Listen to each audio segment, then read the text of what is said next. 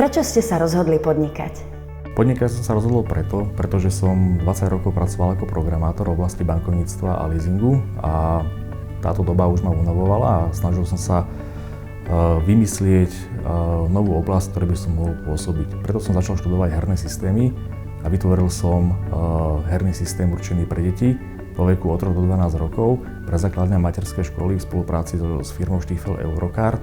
Produkt sa nazýva Little Lane a je to online portál, ktorý je na webe a je veľmi úspešný. Dnešnému dňu používa zhruba 500 materských a základných škôl a zhruba 1000 užívateľov v domácnostiach. S akými problémami ste sa stretli pri podnikaní a zároveň čo by uľahčilo vaše podnikanie?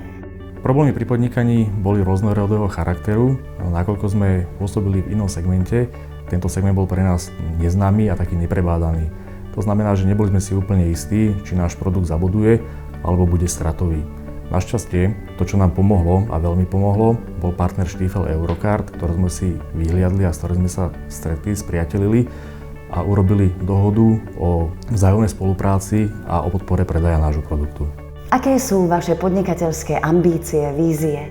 Naše podnikateľské ambície sú rôznorodé. Snažíme sa momentálne naplniť digitálny obsah pre tabletové riešenia na školách.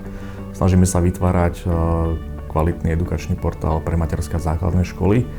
A tieto portály a tieto digitálne vzdelávacie technológie, ktoré prinášame ako inovácie, napríklad aj vo virtuálnej realite, chceme preniesť do zahraničia. Momentálne jednáme už s partnermi v Maďarsku, v Rakúsku, v Nemecku a v Poľsku o našej dlhodobej spolupráci. Čiže naším cieľom je, aby sme nepôsobili iba na Slovensku a v Čechách, ale sme sa dostali minimálne do Európy a do Európy V4 a potom ďalej.